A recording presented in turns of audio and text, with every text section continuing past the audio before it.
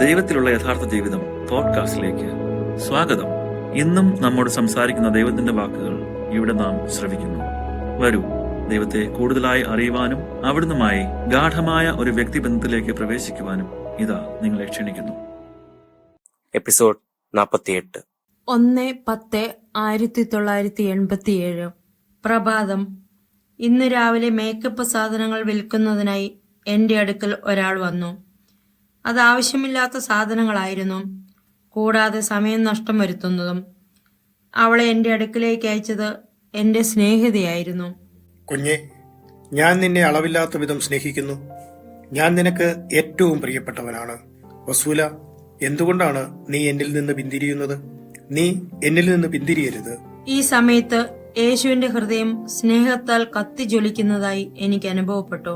നീ ശരിയായി തന്നെ ഊഹിച്ചു മനസ്സിലാക്കിയിരിക്കുന്നു. എന്റെ സ്നേഹം വീണ്ടും കത്തിജ്വലിച്ചുകൊണ്ടിരിക്കുന്നു.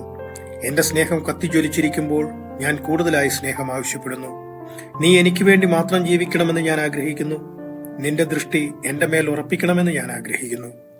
എന്നെ നോക്കുക, എന്നെ സ്നേഹിക്കുക, എന്നെ സുഗന്ധപൂരിതനാക്കുക, എന്നെ അലങ്കരിക്കുക, എന്നെ സ്തുതിക്കുക, എന്നെ ആഗ്രഹിക്കുക, എനിക്ക് വേണ്ടി ശ്വസിക്കുക, എനിക്ക് വേണ്ടി മാത്രം പുഞ്ചിരിക്കുക. നിന്റെ ദൈവമായ എന്നെ നീ എത്രമാത്രം സ്നേഹിക്കുന്നുവെന്ന് നീ എന്നോട് പറയുക. മറ്റുള്ളവരെ എന്നിലേക്ക് അടുപ്പിക്കുവാൻ പരിശ്രമിക്കുക.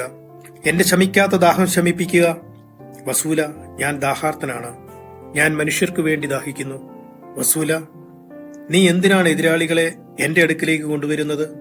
ഇനിമേൽ നീ എതിരാളികളെ കൊണ്ടുവരാതിരിക്കുക. ഒരിക്കലും കൊണ്ടുവരരുത്. എന്നെ സ്തുതിക്കുക. ഞാൻ നിനക്ക് ധാരാളമായി തന്നിട്ടുണ്ട്. ഞാൻ നിനക്ക് നൽകിയിരിക്കുന്ന എല്ലാത്തിനും വേണ്ടി നീ എന്നെ സന്തോഷിപ്പിക്കുമോ? എന്റെ ആനന്ദത്തിന്റെ പൂന്തോട്ടത്തിലൂടെ ഞാൻ നിന്നോടൊപ്പം നടന്നു. അതിന്റെ സൗന്ദര്യം നമ്മൾ പങ്കുവച്ചു. എന്റെ സന്തോഷവും സഹനവും ഞാൻ നിന്നോടൊപ്പം പങ്കുവച്ചു. എന്റെ കുരിശ് ഞാൻ നിന്റെ തോളിൽ വെച്ചു. നമ്മൾ രണ്ടുപേരും അത് ഒരുമിച്ച് പങ്കുവെച്ചുകൊണ്ടിരിക്കുന്നു. കുരിശിലൂടെയുള്ള മനോവ്യഥയും ദുഃഖങ്ങളും വേദനയും നമ്മൾ ഒരുമിച്ച് പങ്കുവെച്ചുകൊണ്ടിരിക്കുന്നു. കുരിശിലൂടെയുള്ള സ്നേഹവും നമ്മൾ ഒരുമിച്ച് പങ്കുവെച്ചുകൊണ്ടിരിക്കുന്നു. നിന്നെ സുഖപ്പെടുത്തുകയും പരിപോഷിപ്പിക്കുകയും ചെയ്തുകൊണ്ട് ഞാൻ നിന്നെ എന്റെ നെഞ്ചോട് ചേർത്ത് ഉയർത്തിയില്ലേ? ഞാൻ നിന്നെ എന്റെ മണവാട്ടിയായി സ്വീകരിക്കുകയും നമ്മുടെ വിവാഹ മണിമഞ്ചികയായി എന്റെ കുരിശിനെ പങ്കുവച്ചു തരികയും ചെയ്തില്ലേ? നീ എന്നെ നോക്കുകയില്ലേ? ഞാൻ യേശുവിന്റെ തിരുമുഖത്തേക്ക് നോക്കി. പുഷ്പമേ, നിന്നെ എപ്പോഴെങ്കിലും ഉപേക്ഷിക്കുവാൻ എനിക്ക് കഴിയുമോ? നിന്നെ ഏറ്റവും അധികം സ്നേഹിക്കുന്നവനാണ് ഞാൻ. എന്റെ അരികിൽ നിലകൊള്ളുക, ഇവിടെ. യേശുവിന് പെട്ടെന്നൊരാശയം ഉണ്ടായതുപോലെ സംഭാഷണം പെട്ടെന്ന് നിർത്തിയിട്ട് യേശു എന്റെയും അവിടുത്തെയും കണങ്കാലുകൾ ചൂണ്ടിക്കാണിച്ചു. അവ പരസ്പരം ബന്ധിക്കപ്പെട്ടിരിക്കുന്നതായി ഞാൻ കണ്ടു. ശ്രവിക്കുക, നമ്മുടെ ബന്ധങ്ങൾ ഞാൻ കൂടുതൽ ബലപ്പെടുത്തും. നീ എന്നോടൊപ്പം അടുത്തടുത്ത് വരണമെന്ന് ഞാൻ ആഗ്രഹിക്കുന്നു. നീ എന്നോട് ഐക്യപ്പെട്ട ഒന്നായി തീരണമെന്ന് ഞാൻ ആഗ്രഹിക്കുന്നു. ആരാണ് നിന്നെ ആദ്യം ചേർത്ത് പിടിച്ചത്? എങ്ങനെയാണ് കർത്താവേ? ആദ്യമായി നിന്നെ വിശുദ്ധീകരിച്ച് നിന്റെ മേൽ ദൃഷ്ടി ഉറപ്പിച്ചത് ഞാനായിരുന്നു. വസൂല, എനിക്ക് വേണ്ടിയാണ് ഞാൻ നിന്നെ സൃഷ്ടിച്ചത്. നീ ആരാണെന്ന് ഞാൻ നിന്നെ ഓർമ്മിപ്പിക്കട്ടെ. നീ വെറും ചാരവും പൊടിയുമല്ലാതെ മറ്റൊന്നുമല്ല. എന്റെ അനന്തമായ കാരുണ്യത്താൽ ഞാൻ നിന്നെ മരിച്ചവരിൽ നിന്ന് ജീവനിലേക്ക് ഉയർത്തി. ഇക്കാര്യം എപ്പോഴും ഓർത്തുകൊള്ളുക. പാസ്റ്റർ വന്നപ്പോൾ ഞാൻ ദൈവിക സന്ദേശങ്ങൾ അദ്ദേഹത്തെ കാണിച്ചു. ആരംഭത്തിൽ തന്നെ അദ്ദേഹം അത് വിശ്വസിച്ചില്ല. പരിശുദ്ധ മാതാവിനെ ദൈവമാതാവായി അദ്ദേഹം അംഗീകരിച്ചില്ല. പരിശുദ്ധ മാതാവിന്റെ പ്രത്യക്ഷപ്പെടലുകളെ കുറിച്ച് അദ്ദേഹം കേട്ടിട്ടേയില്ലായിരുന്നു. യാതൊരു ആത്മീയ പ്രവൃത്തികളിലും അദ്ദേഹം വിശ്വസിച്ചിരുന്നില്ല. വിശുദ്ധ ചിത്രങ്ങളോടും അദ്ദേഹത്തിന് എതിർപ്പായിരുന്നു. ഞാൻ സമനില തെറ്റിയ ഒരു മനുഷ്യനാണെന്ന് ഒരുപക്ഷെ അദ്ദേഹത്തിന് തോന്നിയിട്ടുണ്ടാകാം. വസൂല, ഞാൻ സർവസമ്പന്നനാണ്. എന്നാൽ വളരെ കുറച്ചുപേർ മാത്രമേ എന്റെ സമ്പത്തിനെ കുറിച്ച് അറിയുന്നുള്ളൂ. ഞാൻ മനുഷ്യനായിരുന്നപ്പോൾ ഞാൻ നിന്ദിക്കപ്പെട്ടിട്ടില്ലേ? എന്നെ പുച്ഛിച്ചിട്ടില്ലേ? എന്നെ ഒരു ദൈവദൂഷകനായി കരുതപ്പെട്ടിട്ടില്ലേ? പണിക്കാർ ഉപേക്ഷിച്ചു കളഞ്ഞ കല്ല് മൂലക്കല്ലായി തീർന്നതുപോലെ ഞാനും ഉപേക്ഷിക്കപ്പെടുകയും ഒടുവിൽ സ്വീകരിക്കപ്പെടുകയും ചെയ്യപ്പെട്ടിട്ടില്ലേ? നിന്ദനങ്ങൾ സഹിച്ചുകൊണ്ടും ശരീരദമനം ചെയ്തുകൊണ്ടും എന്നെ ആദരിക്കുക. നീ സ്വയം വിനീതയാവുക. അതെ, എന്നെ പോലെയാകണമെന്ന് ഓർമ്മിക്കുക. നികൃഷ്ടതയുടെ മധ്യേ നീ എന്നെ സേവിക്കേണ്ടി വരുമെന്ന് ഞാൻ നിന്നോട് പറഞ്ഞിട്ടില്ലേ? നിനക്ക് യാതൊരു വിശ്രമവും ഉണ്ടാവുകയില്ലെന്ന് ഞാൻ പറഞ്ഞിട്ടില്ലേ? ഞാൻ നിനക്ക് തരുന്നത് സ്വീകരിക്കുക. സ്വയം ആശാനിഗ്രഹം ചെയ്യുന്നതിനെക്കുറിച്ച് ഭയപ്പെടേണ്ട. രക്തം വാർന്നൊലിക്കുന്ന എന്റെ ഹൃദയത്തിൽ നിന്നുള്ള 2 തുള്ളി രക്തം ഞാൻ നിന്റെ ഹൃദയത്തെ മുഴുവൻ നിറയ്ക്കത്തക്കവണ്ണം ഒഴുക്കാം. എന്റെ കൈകൊണ്ട് പരിശുദ്ധമാക്കപ്പെട്ട നീ എന്റെ പ്രകാശത്തിൻ കീഴിൽ വസിക്കുക. തിരസ്കരിക്കപ്പെടുവാൻ പഠിക്കുക. യേശു ഇത് പറഞ്ഞപ്പോൾ വളരെയധികം ദുഃഖിതനായി കാണപ്പെട്ടു. അവിടുത്തെ വേദനയോട് തുലനം ചെയ്താൽ എന്റെ വേദന ഒന്നുമല്ലായിരുന്നു. എന്റെ വേദന വിസ്മരിച്ചുകൊണ്ട് യേശുവിനെ ആശ്വസിപ്പിക്കുവാൻ ഞാൻ ആഗ്രഹിച്ചു. പരിശുദ്ധ മാതാവ് എന്റെ അടുത്തുള്ളതായി എനിക്ക് അനുഭവപ്പെട്ടു. പരിശുദ്ധ മാതാവേ, വസൂല, നീ എനിക്ക് വേണ്ടി ഒരു തിരി കത്തിക്കുക. ആ പാസ്റ്ററുടെ തെറ്റ് തിരുത്തുക. അയാളോട് ക്ഷമിക്കണമെന്ന് യേശുവിനോട് അപേക്ഷിക്കുക. എനിക്ക് വേണ്ടി നീ ഇത് ചെയ്യാമോ? പരിശുദ്ധ മാതാവേ, ഞാൻ അത് ചെയ്യാം. പ്രിയപ്പെട്ടവളെ, പരിഹാരം ചെയ്യുക. യേശുവിന്റെ പ്രവർത്തനങ്ങളിൽ സംശയിക്കരുത്. ഞങ്ങളെ ആദരിക്കുക. പരിശുദ്ധ മാതാവേ, ഞാൻ ചെയ്യാം. 2/10/1987. ഇത് ഞാനാണ് യേശു. എന്റെയോ എന്റെ മാതാവിന്റെയോ രൂപങ്ങളിൽ ഏതും ആദരിക്കപ്പെടേണ്ടതാണെന്ന് എല്ലാവരും അറിയട്ടെ. എന്റെ കുരിശ് എന്നെ പ്രതിനിധാനം ചെയ്യുന്നത് പോലെ ഞങ്ങളുടെ രൂപങ്ങളും ഞങ്ങളെ പ്രതിനിധാനം ചെയ്യുന്നു. എന്റെ മൃതശരീരം പൊതിഞ്ഞിരുന്ന തിരുവസ്ത്രവും യഥാർത്ഥത്തിലുള്ളതാണെന്ന് എല്ലാവരും അറിയട്ടെ. അതുതന്നെയാണ് എന്നെ പൊതിഞ്ഞിരുന്ന തിരുക്കച്ച. ഞാൻ അനുഗ്രഹിച്ചിരിക്കുന്ന വസൂല, എന്റെ ഹൃദയത്തിലേക്ക് പ്രവേശിക്കുക. നിന്നെ ഞാൻ എന്റെ ഹൃദയത്തിൽ മറച്ചുവെക്കട്ടെ. നീ അവിടെ വിശ്രമിക്കുക. വരൂ, നിന്റെ പിതാവിന്റെ സന്നിധിയിലേക്ക് വരിക. ദൈവം എന്നെ പൊതിയുന്നതുപോലെ എനിക്ക് തോന്നി. ഞാൻ ആനന്ദ തുന്തിലയായി. 5/10/1987. എന്നോട് പരിശുദ്ധ മാതാവ് ആവശ്യപ്പെട്ടതുപോലെ ആ പാസ്റ്ററിനു വേണ്ടി പ്രായശ്ചിത്തം ചെയ്യുവാൻ ഞാൻ തീരുമാനിച്ചു. കുറച്ചു കഴിഞ്ഞ് എന്റെ ബന്ധു ഇസ്മിനി ഫോൺ വിളിച്ച് അവൾ ഇറ്റലിയിലെ ടൂറിൻ സന്ദർശിക്കാൻ പോവുകയാണെന്ന് പറഞ്ഞു. അവരോടൊപ്പം പോകാൻ താല്പര്യമുണ്ടോ എന്ന് ചോദിച്ചു. അവിടുത്തെ കത്തീഡ്രലിൽ പോയി അവിടെ സൂക്ഷിച്ചിരിക്കുന്ന തിരുക്കച്ച ചുംബിക്കണമെന്നുള്ളത് എന്റെ ചിരകാല സ്വപ്നമായിരുന്നു. യേശു എനിക്കത് തരപ്പെടുത്തി തന്നിരിക്കുന്നു. അതുകൊണ്ട് ഞാനും പോകണം. അവിടെ ചെന്നാൽ തങ്ങാറുള്ള ഒരു ഹോട്ടലിൽ എന്റെ ബന്ധു ഞങ്ങളെ കൊണ്ടുചെന്നാക്കി. ടൂറിൻ വളരെ പ്രശസ്തിയാർജിച്ച ഒരു നഗരമാണ്. എന്നാൽ ഞങ്ങളുടെ ഹോട്ടൽ ഞങ്ങൾക്ക് പോകേണ്ട സ്ഥലത്തു നിന്ന് 500 മീറ്റർ അകലത്തായിരുന്നു. യേശു എനിക്കത് എളുപ്പമാക്കി തന്നു. ശനിയാഴ്ച ഉച്ച കഴിഞ്ഞ് ഞങ്ങൾ കത്തീഡ്രലിലെത്തി. കത്തീഡ്രലിന്റെ മുകളിലത്തെ നിലയിലാണ് തിരുക്കച്ച സൂക്ഷിച്ചിരിക്കുന്നത്. ഏറ്റവും പരിശുദ്ധമായ ഒരു സ്ഥലത്ത് നിൽക്കുന്നത് പോലെ എനിക്ക് തോന്നി. ശാന്തിയും പരിശുദ്ധിയും അവിടെ നിറഞ്ഞു നിൽക്കുന്നതായി എനിക്ക് അനുഭവപ്പെട്ടു. വളരെ അത്ഭുതകരം തന്നെ. കുറച്ചു കഴിഞ്ഞ് ഞാൻ ഹോട്ടലിലേക്ക് മടങ്ങി. ഷോപ്പിങ്ങിന് പോയിരുന്ന എന്റെ ബന്ധു വൈകുന്നേരം തിരിച്ചു വന്നു. ഞാൻ കണ്ട കാഴ്ചകൾ അവളോട് പറയുവാനായി ഞാൻ അടുത്തു ചെന്നു. എന്നാൽ അവൾ എന്റെ അടുത്തേക്ക് പറന്നു വന്ന് അവൾ കണ്ടത് പറയാൻ വെമ്പൽ പൂണ്ടു. ഞാൻ പറയുന്നത് കേൾക്കുവാൻ ക്ഷമ കാട്ടാതെ അവൾ കണ്ടത് എന്നോട് പറയുവാനായിരുന്നു അവൾക്ക് തിടുക്കം. അത്രയ്ക്ക് അത്ഭുതകരമായിരുന്നു അവൾ കണ്ട കാഴ്ചകൾ. വസുല, നമ്മൾ കുറഞ്ഞത് 10 പ്രാവശ്യമെങ്കിലും ആ റോഡ് കുറുകെ കടന്നിട്ടുണ്ട്. ഞാനാണെങ്കിൽ വർഷങ്ങളായി ഇവിടെ വരാറുള്ളതുമാണ്. എന്നാൽ ഇതിനു മുമ്പൊരിക്കലും അവിടെ മാതാവിന്റെ ഒരു പ്രതിമയും കണ്ടിട്ടില്ല. ഇന്ന് കണ്ടത് വളരെ അത്ഭുതം തന്നെ. ഏകദേശം 3 മീറ്റർ ഉയരം, വളരെയധികം ഞൊറികളുള്ള ഉടുപ്പ്, ഒരു നീല ശിരോവസ്ത്രം. മാതാവ് വളരെ മനോഹരണിയായി കാണപ്പെട്ടു. ലോകത്തെ മുഴുവൻ അനുഗ്രഹിക്കുവാനും ആലിംഗനം ചെയ്യുവാനും ആഗ്രഹിക്കുന്ന പോലെ മാതാവ് 2 കൈകളും തുറന്നു പിടിച്ചിരിക്കുന്നു. നീയും വരണം, വന്ന ആ അത്ഭുത ദൃശ്യം കാണണം. നീയും അതിലെ കടന്നുപോയതല്ലേ, എന്നിട്ട് നീ പരിശുദ്ധ മാതാവിനെ കണ്ടില്ലേ? എല്ലാ വശത്തും തിളങ്ങുന്ന രക്തവർണ്ണ ശബളമായ സാറ്റിൻ തിരശീല എത്ര കണ്ണഞ്ചിപ്പിക്കുന്ന കാഴ്ചയാണ്. ബന്ധു ഇപ്രകാരം വിവരിച്ചു. എന്നാൽ ഞാൻ അതൊന്നും കണ്ടില്ല. ഞാനും അതിലെ കടന്നുപോയതാണ്. പാതി ചുവപ്പും പാതി മഞ്ഞ നിറത്തിലുള്ള തിരശീല മാത്രമേ ഞാൻ കണ്ടിട്ടുള്ളൂ. പ്രതിമയൊന്നും ഞാൻ അവിടെ കണ്ടിട്ടില്ല. ഇതിനു മുമ്പൊരിക്കലും ഇങ്ങനെ കാണുകയുണ്ടായിട്ടില്ലെന്ന് ബന്ധു തുടർന്ന് പറഞ്ഞു. പിറ്റേ ദിവസം ഞായറാഴ്ച എന്നെ ആ മനോഹര പ്രതിമ കാണിക്കാമെന്ന് ബന്ധു പറഞ്ഞു. ആദ്യം തിരുക്കച്ച കണ്ടതിനു ശേഷം പ്രതിമ കാണുവാൻ പോകാമെന്ന് ഞാൻ നിർദ്ദേശിച്ചു. അതനുസരിച്ച് ഞങ്ങൾ കത്തീഡ്രലിൽ പോയി. വിശുദ്ധ കുർബാനയിൽ സംബന്ധിച്ചൊരു തിരിയും കത്തിച്ച ശേഷം ഞങ്ങൾ മാതാവിന്റെ വലിയ പ്രതിമ കാണുവാനായി ബന്ധു പറഞ്ഞ സ്ഥലത്തേക്ക് പോയി. അവിടെ ചെന്നപ്പോൾ എന്റെ ബന്ധു അന്തം വിട്ട നിലയിലായി. മാതാവിന്റെ വലിയ പ്രതിമ പോയിട്ട് ഒരു ചെറിയ പ്രതിമ പോലും അവിടെങ്ങും കാണാനില്ലായിരുന്നു. തിളങ്ങുന്ന മനോഹരമായ തിരശ്ശീലയും അവിടെ കണ്ടില്ല. ആകെ കൂടി കാണുവാൻ കഴിഞ്ഞത് സാധാരണ ചുവപ്പും നീലയും നിറത്തിലുള്ള തിരശ്ശീല മാത്രം.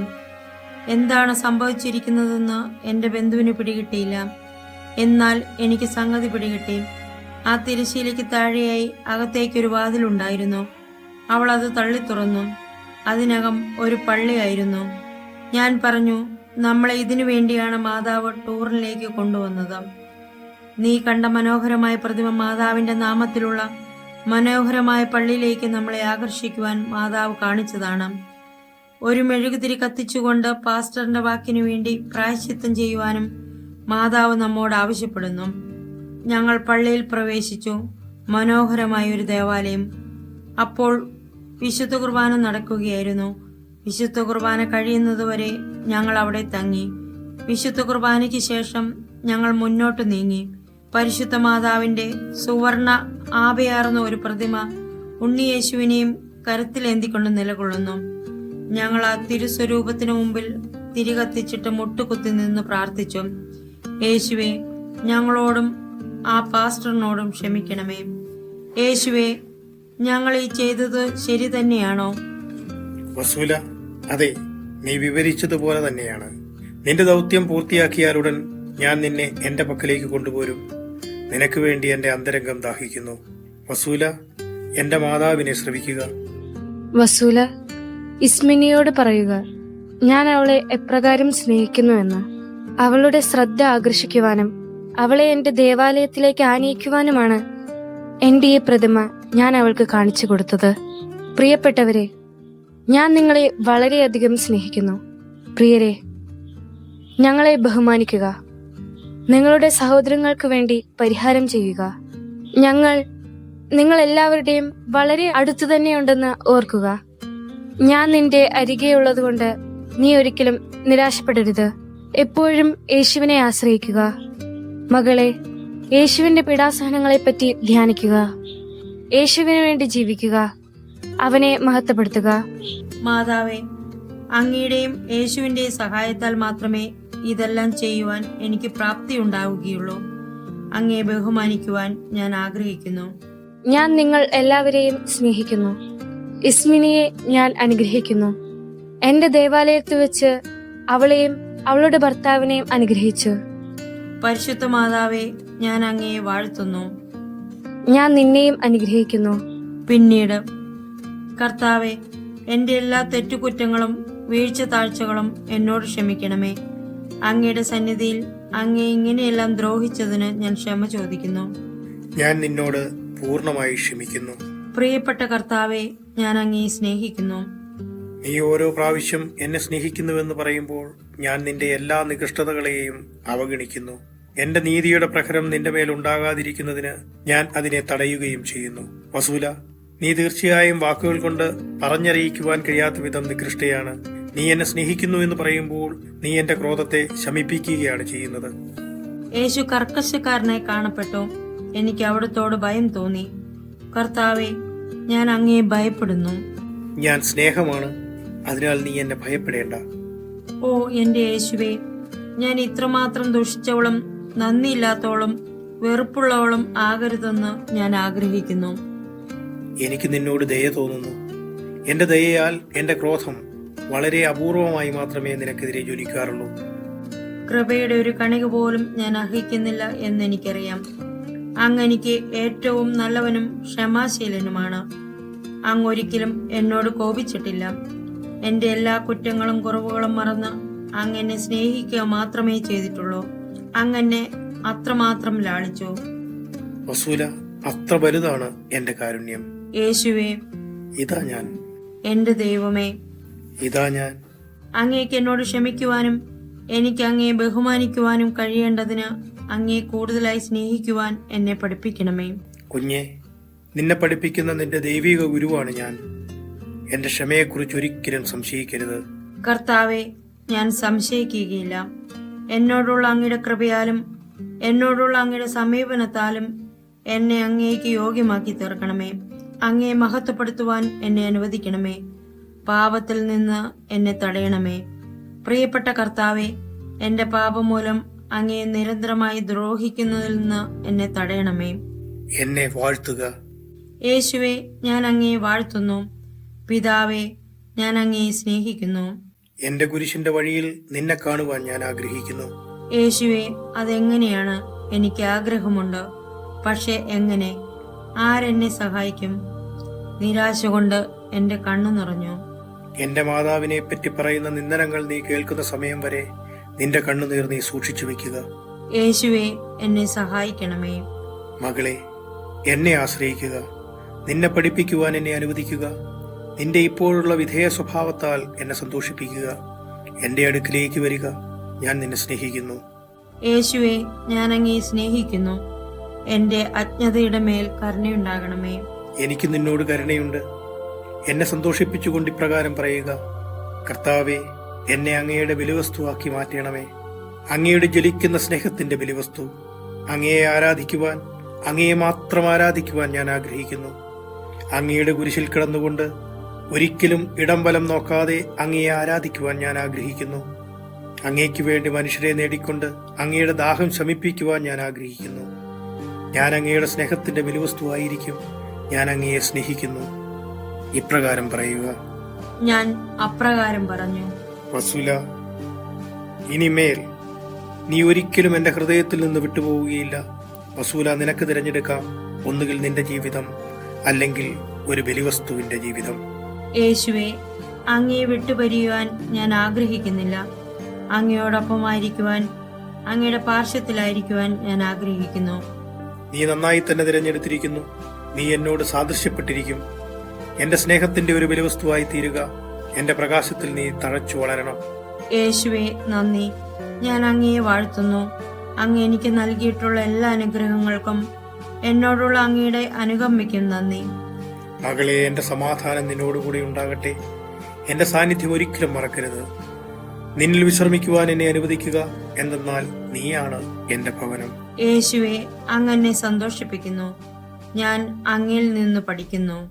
പുഷ്പമേ, ഞാൻ നിന്റെ ഗുരുവും ദൈവവുമാണ്. വരൂ, നമുക്ക്. അതേ കർത്താവേ.